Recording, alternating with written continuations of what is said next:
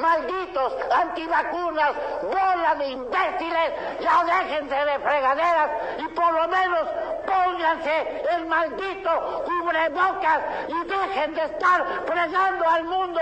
Si tú, antivacunas, eres un imbécil, ponte el cubrebocas.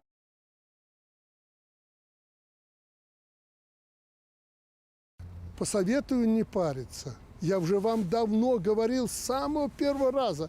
Наша болезнь здесь, в голове.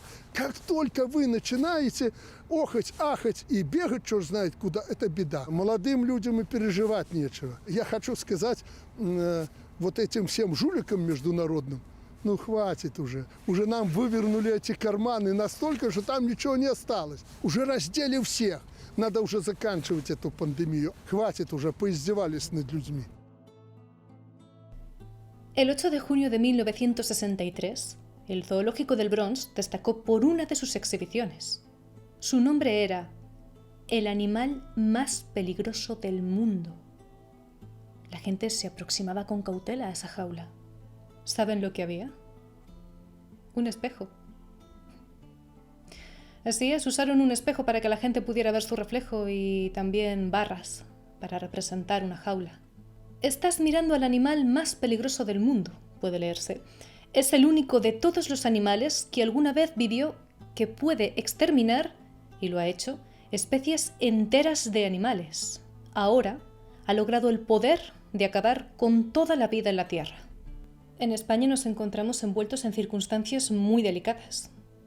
Sí que es cierto que el país siempre ha contado con revueltas, manifestaciones y debido a su vertiginosa historia ha pasado por fases que, si miramos atrás, vemos hoy en día que no hay nada nuevo. Concretamente, dichas fases nos han empujado a continuar, bien sea eligiendo un camino u otro, adaptándonos a las circunstancias, pero en marzo de 2020 se produjo, podríamos decir, el inicio de una etapa que ha marcado un antes y un después.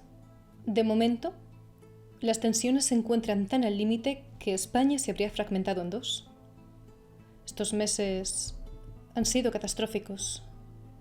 Han sido tan extremos que nuestra propia mente ha obviado los capítulos más crudos por pura supervivencia.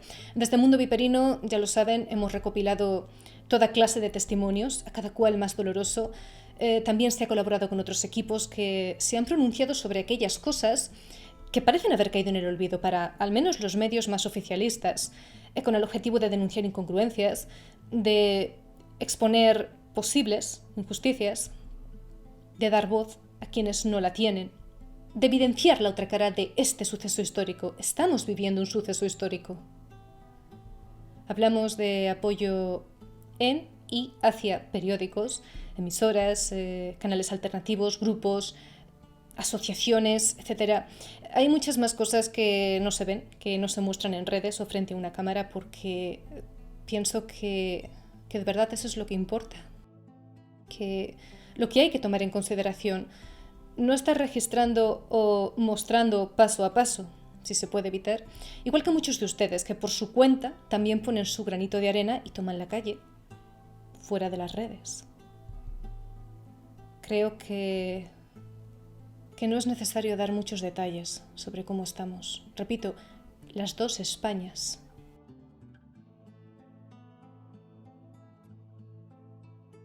Aunque lo que más llama la atención es esto. ¿A favor o en contra? ¿Obligatorio o arbitrario? Otros consideran que ambos grupos están estrechamente relacionados.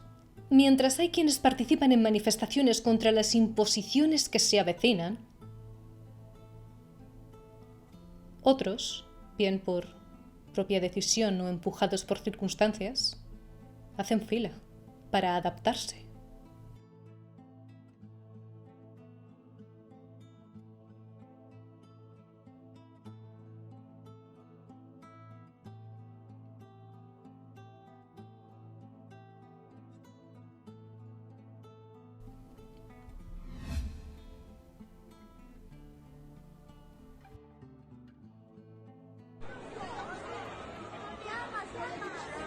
Εμείς το είπαμε και το κάναμε.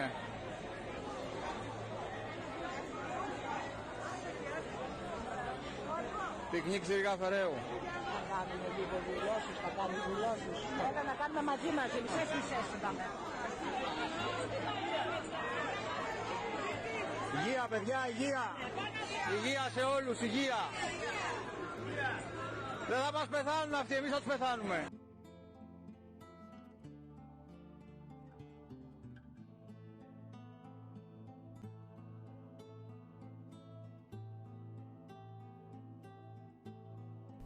Nos hemos acostumbrado a no mirar a los ojos a la realidad, a la muerte, al pánico. Nos hemos acostumbrado a no temblar ante cada gesto de amabilidad, ante el milagro de saberse vivo. Nos hemos acostumbrado a hacer el ridículo cada mañana diciendo chorradas en Twitter. Nos hemos creído dioses y vamos a ver caer Babel. Vamos a ver morir a seres queridos. Vamos también a ver caer a desconocidos por salvarnos la vida mientras jugamos a la Play, fingimos que hacemos gimnasia y aplaudimos a la nada a las 8 y nunca de la tarde.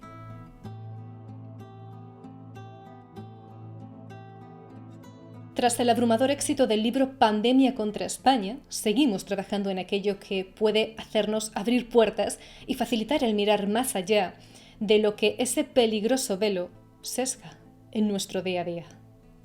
Quiero presentarles la nueva publicación de la que soy coautora, trabajando con Sergio Fernández Riquelme, historiador, profesor universitario, doctor en sociología, reconocido escritor y colaborador en numerosos medios de comunicación. Tiene más de una centena de artículos científicos y de divulgación, además de ser director de La Razón Histórica, una revista hispanoamericana de historia de las ideas. Aquí lo pueden ver en pantalla.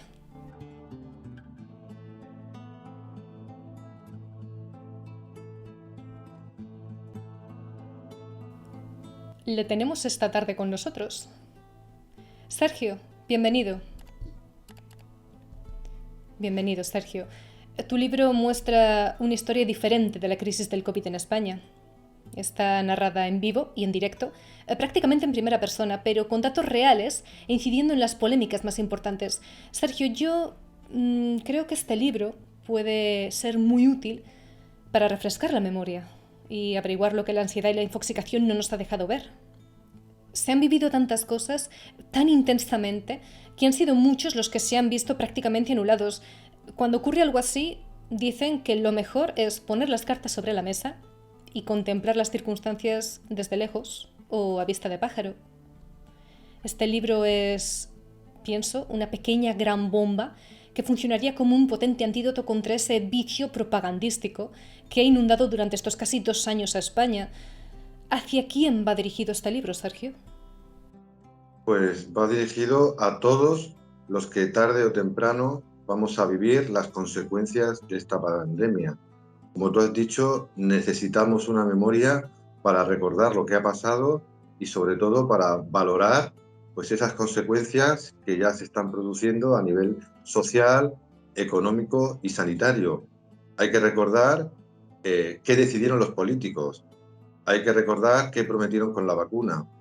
Hay que recordar quién tuvo la culpa de este gran problema. Y también hay que recordar quién mintió, por qué mintió y para qué mintió.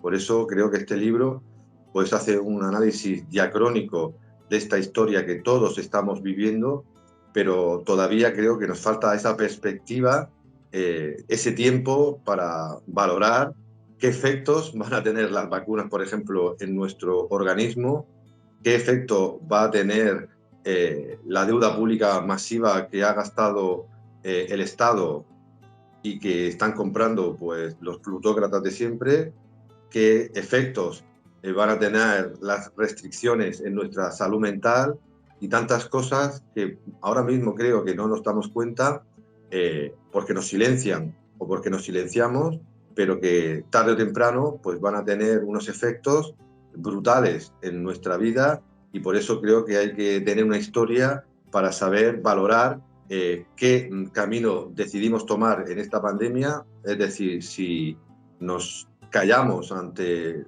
las mentiras de los gobiernos, si defendimos nuestros valores y nuestros principios y si protestamos cuando teníamos que protestar.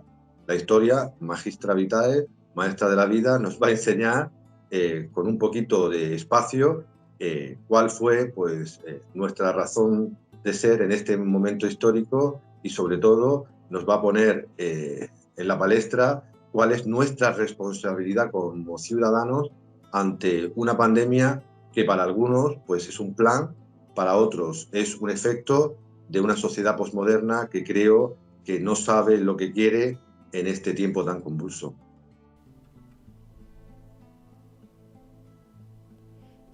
Me has dejado sin palabras con tu respuesta, Sergio, te lo digo en serio, no es por cortesía, porque en una sola respuesta has aglutinado tantas cosas que yo creo que más claro no puede quedar.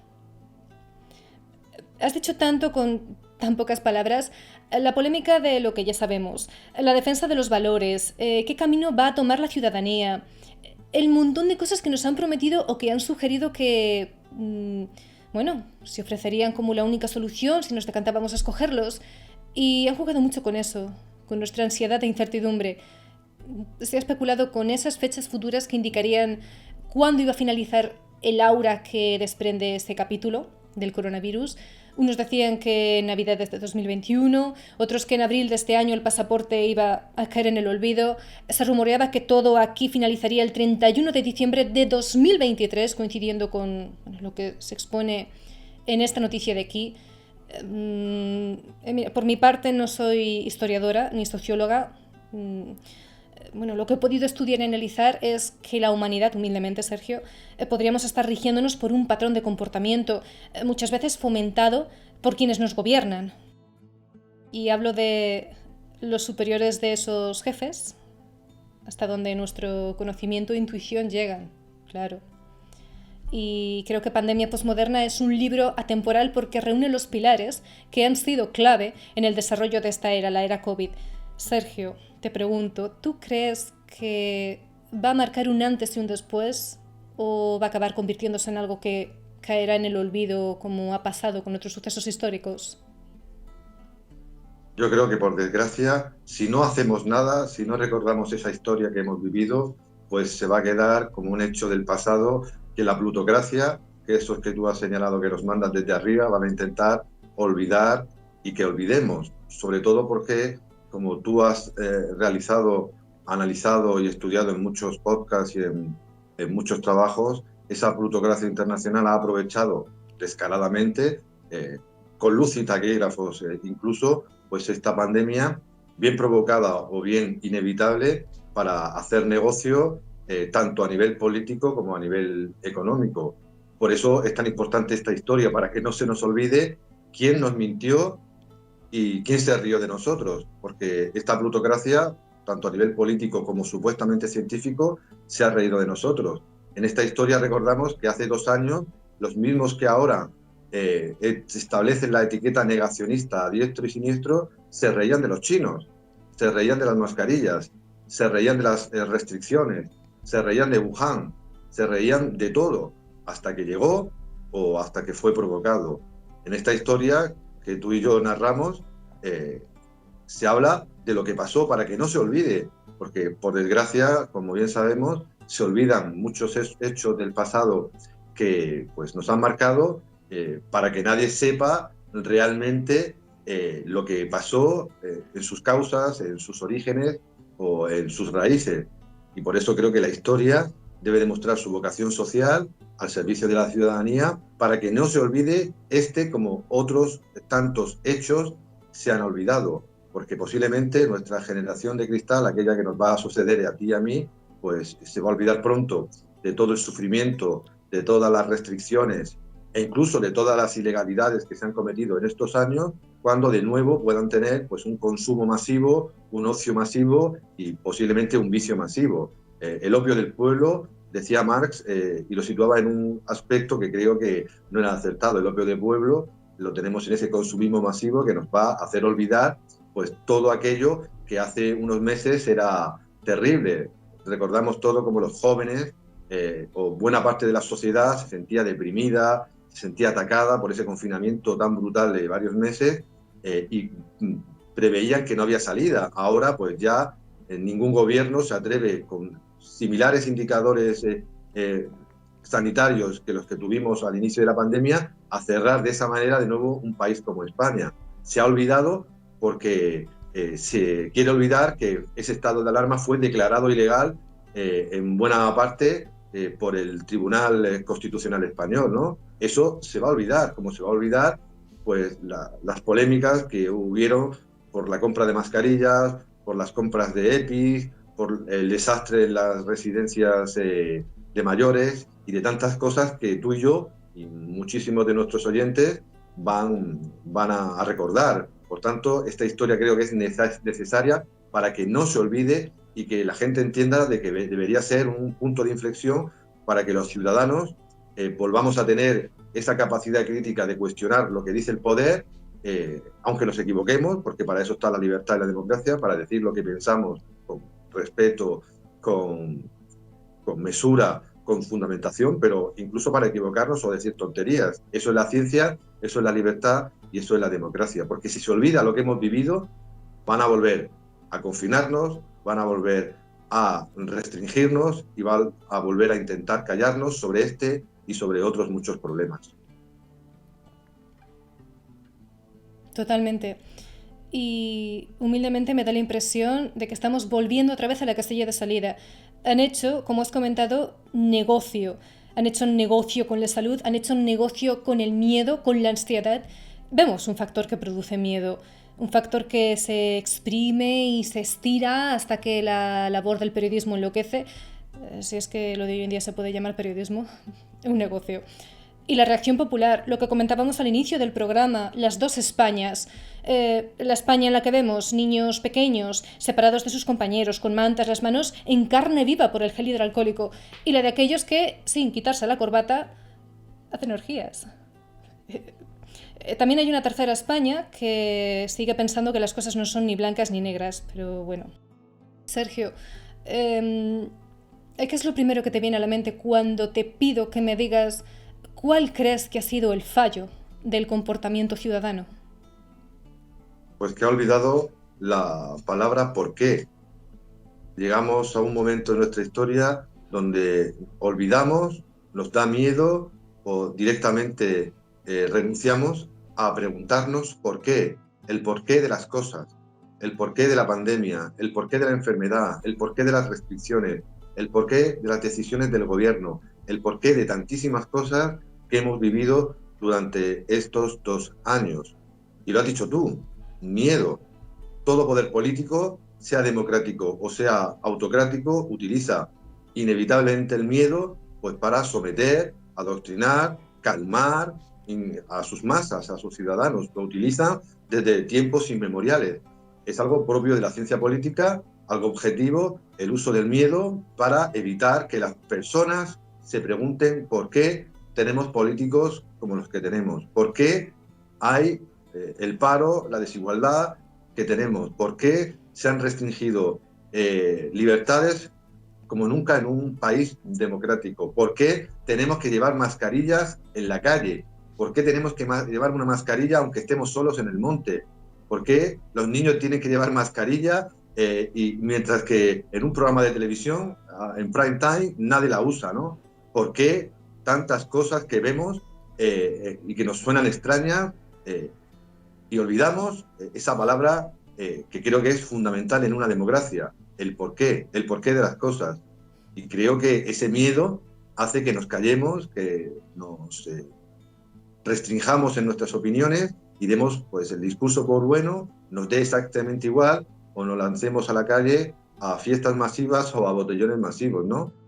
Ojos que no ven, pues corazón que no siente. Creo que la palabra clave es el por qué, porque, nunca mejor dicho, si no nos preguntamos los ciudadanos críticamente y en una democracia el por qué los políticos, los economistas, los científicos, los técnicos y los plutócratas hacen lo que hacen, pues posiblemente que nadie luego se queje de que la sociedad en la que vive va de mal en peor.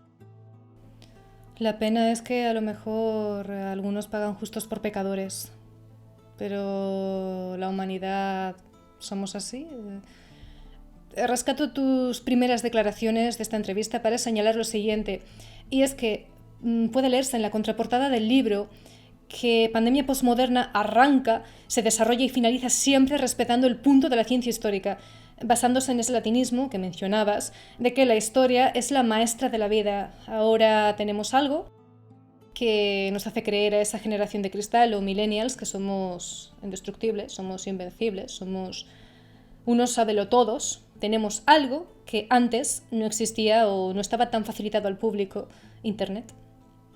¿Cuál crees que ha sido el papel de las redes sociales en la pandemia, Sergio? Como cualquier instrumento, las redes sociales pueden ser buena, mala o regular, dependiendo del uso que se le dé. Y las redes sociales, las nuevas tecnologías son muy útiles, por ejemplo, para difundir contenidos alternativos y tan interesantes como los de Mundo Viperino. Pero también puede ser un arma para adoctrinar, puede ser un instrumento para alienar, o puede ser, como ha pasado creo con la pandemia, una forma de que haya una generación que no tenga contacto con la vida real.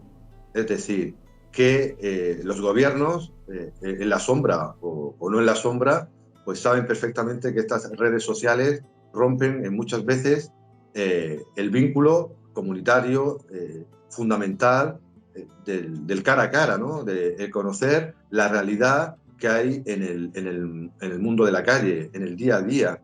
Pero claro, esta generación que se le llama de cristal, aquella que nos va a suceder, es una generación, a diferencia de la nuestra, nativa digitalmente, que lo conoce todo, casi todo, a través de las redes y de las nuevas tecnologías. Se educa con tablet, sus medios de socialización son los famosos juegos Minecraft, Clash Royale, etcétera, etcétera, donde son miembros de una comunidad virtual donde no se conocen en persona y que pueden dejar de serlo a golpe de clic, y eso le viene perfectamente bien a una sociedad plutocrática y posmoderna que pensaba que así lo tenía todo absolutamente controlado. Pero llegó la pandemia, llegó una pandemia que ha demostrado que hay que salir a la calle, porque nuestra sociedad de cristal, esta sociedad posmoderna que, como tú has dicho, se pensaba la mejor del mundo, criada en un estado del bienestar donde la guerra, las epidemias o las catástrofes naturales eran propias de pueblos antiguos o de pueblos pobres, ha llegado aquí. Y esta generación de cristal, que vivía en un entorno virtual fundamentalmente, a la hora de la verdad, no ha sabido reaccionar, porque esa sociedad globalista, plutocrática y posmoderna le había ofrecido un producto principal que a veces pues, no se corresponde con lo que van a encontrar en el mercado de trabajo, lo que van a encontrar en un centro de salud o lo que van a encontrar en una morgue. Han visto la muerte. La muerte para la generación de cristal era algo propio de películas televisivas, de streaming, de juegos de rol o videojuegos en línea, pero cuando vieron pues, familiares muertos, cuando vieron sótanos llenos de ataúdes, pues no se lo podían creer, porque eso no era propio de esa sociedad del bienestar, ese welfare state, donde la enfermedad era algo proscrito, donde la pobreza era cosa de gente pues, que se lo había buscado y donde tenían, pues, podían comprar a golpe de clic pues, todos los productos en Amazon, o por ejemplo en AliExpress. Pero ha llegado la realidad que siempre nos ha acompañado a lo largo de la historia. Lo cuenta Hegel, lo cuenta Tito Livio, lo cuenta Heródoto, lo cuenta Ranke. La crisis ha sido y será siempre parte de nuestra vida, pero nuestra sociedad de cristal, a diferencia de otras sociedades de otros países o de otras épocas, pues no creo que haya sabido gestionar, no por culpa de esos chicos y chicas de nuestro entorno, sino de un poder que los ha protegido en una burbuja, pero esa burbuja a veces estalla. Y creo que todos los problemas de salud mental que ahora estamos viendo en los servicios sociales, en la política social, vienen de chicos que no estaban preparados para una realidad que era la realidad de sus abuelos, la realidad de otras generaciones, pero que en la suya pues no era posible, pero al final ha sido posible. Nos encontramos pues eso con una sociedad frágil, una sociedad desnortada, una sociedad depresiva en general, aunque hay muchos casos de emprendedores, de gente valiente que lucha, que se pregunta el porqué de las cosas e intenta pues, buscar respuestas a los grandes enigmas que plantea su vida, y creo que eso es una esperanza para un gran ejemplo para todos esos jóvenes, todas esas chicas que quieren pues salir de esta burbuja, no ser considerados generación de cristal, y creo que todos los medios, como Mundo Viperino o los que yo desarrollo, tenemos la obligación de darles ese instrumento para que vean la realidad, para que se pregunten el porqué y para que salgan de la burbuja donde esta sociedad globalista creo que los han metido. Pues muchísimas gracias, Sergio, a ti y a todos los que comprenden Mundo Viperino. Es una realidad dura la que estás exponiendo, dura porque verbalizas la fina línea de lo que separa lo idealizado de lo auténtico, o de lo que puede llegar a ser, como esa vida de nuestros abuelos, que no lo tuvieron fácil. Decíamos que la historia tiene un ciclo. A lo mejor nos vemos peor que ellos si no tomamos la decisión adecuada. Porque no queremos escuchar a nuestros mayores y tampoco queremos fijarnos en vosotros, quienes también habéis vivido otra dura realidad, una realidad clave. Dicen, o yo pienso así al menos, Sergio, que se madura con los daños y no con los años. Desde luego, como comentabas, Internet es un arma muy poderosa que construye o destruye. Gracias a Internet también podemos escucharte dar con este libro e informarnos por nosotros mismos y debatir. Dicen que muchas veces no hace falta ser un experto en una materia en concreto para percibir que hay algo que no encaja. Nuestros mayores no tenían tanta facilidad o acceso a ciertos estudios, academias, no había Internet, pero desde luego es que de tontos no tenían un pelo. Vamos. Sergio, ¿qué ha pasado con ese instinto de supervivencia? ¿Alguna vez la sociedad lo hemos tenido? Yo creo que es parte de nuestra realidad antropológica, biológica, etiológica.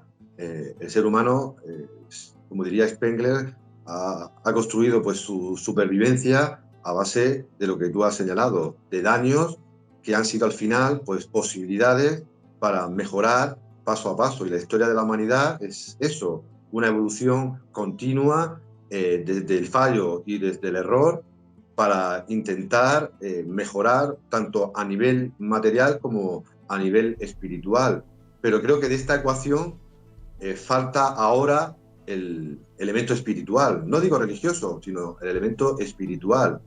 En lo material, pues somos supuestamente la generación más dotada en la historia de la humanidad. Tenemos el mayor nivel de esperanza de vida del devenir. Hemos alcanzado cotas de progreso tecnológico brutales. Tenemos supermercados llenos de productos a rebosar. Podemos comprar de todo a cualquier hora y de cualquier modo. Materialmente, pues podríamos decir que no nos podemos quejar. Nuestra generación pues tiene de todo de manera rápida, abundante e incluso barata, hasta los últimos meses de subida de los precios de manera abrumadora. Pero creo que en esta ecuación falta el elemento espiritual, un elemento moral, ético, religioso, como quiera ser denominado por cada uno de nuestros oyentes, que guíe ese camino hacia el progreso, que ponga límites y dé sentido a nuestras creaciones materiales. ¿Para qué queremos tener tantas cosas si no las vamos a utilizar? ¿Para qué queremos tener tantos amigos en el Facebook si luego nos sentimos solos? ¿Para qué tenemos tantas tarjetas de crédito si luego pues, van a llegar facturas que nos pueden arruinar? ¿Para qué queremos consumir tanto si luego nuestro medio ambiente pues, se va a ver afectado? Porque creo que falta en esta ecuación el elemento espiritual, vuelvo a repetir, religioso, moral, ético, el que cada uno pues, decida en su vida, que nos ponga los pies en la tierra, que nos recuerde la herencia de nuestros padres, que nos demuestre que somos frágiles y necesitamos ayuda pues, de algo pues, superior, que ponga coto a nuestras ansias obvias de todo ser humano de tener más, más y más, de que nos obligue, entre comillas, a compartir con los más necesitados, que nos exija también dar responsabilidades, exigir responsabilidades, dar responsabilidades, cuentas de lo que hacemos. Y yo creo que ese es el elemento que falta en la ecuación y que hace pues que las generaciones actuales, a mi juicio, salgan muy tocadas de esta pandemia, porque si a nivel material lo tenían todo, se han dado cuenta en muchos países y en muchos contextos que les faltaba ese elemento espiritual que les permitiera, además, pues aguantar como fuera en el confinamiento, buscar soluciones a los problemas que estábamos viviendo, encontrar información sin cortapisas, preguntarse el porqué de las cosas. Nuestras sociedades previas eran sociedades más pobres, pero que seguían, para mejor o para peor, un ideal ético, moral, religioso superior que explicaba muchas de sus acciones. Ahora creo que nuestras acciones se definen simplemente por lo que tienes y por lo que acumulas. Y yo creo que es una forma de ver la vida dominante en nuestro tiempo, pero que a veces nos puede llevar al borde del precipicio. Me gusta tu respuesta porque mantiene viva la esperanza. Hay quienes insisten en que han conseguido adormilarnos. Yo prefiero ser positiva e inclinarme más hacia lo que tú estás señalando. Espero que la sociedad reaccione a tiempo antes de que esta era COVID se lleve más vidas, ya no por el virus, sino por todas esas medidas que parecen ser peor que la propia enfermedad. Muy interesantes tus respuestas, claras, directas. Me queda darte las gracias por este baño de realidad que has ido exponiendo con una impecable contundencia, porque es un gusto escucharte. Muchísimas gracias, Sergio, y un placer haber trabajado a tu lado. Un abrazo. El placer es mío por la invitación y por contar con tu maravilloso prólogo en mi pequeñito libro. Sergio, siempre tan humilde, una persona con facilidad de palabra, culta, crítica, algo que puede comprobarse en el libro Pandemia Postmoderna. Creo que no ha dejado ni un punto sin tratar en esta publicación. Dice que es un libro pequeñito. Más que pequeñito, es directo y se centra en los temas que han caracterizado esta era COVID. Vemos cómo analiza el factor sorpresa, los episodios excesivamente largos que han colmado nuestra vida de esa incertidumbre, de esa impotencia. La reacción popular ha recogido lo que se ha desarrollado en los medios y en la práctica, y al final vemos una conclusión demoledora y decisiva en el contenido.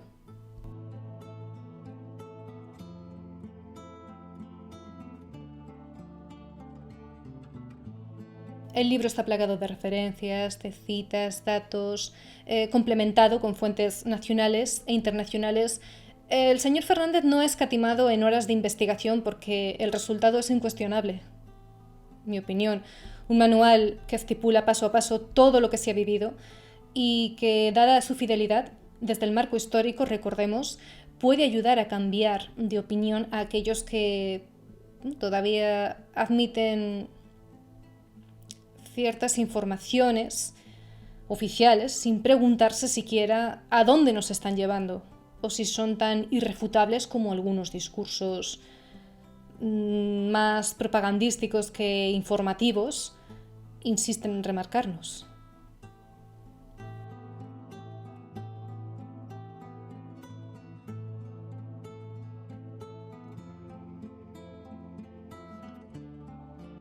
Nos despedimos por el momento, como siempre, un placer haber compartido una velada más con todos ustedes.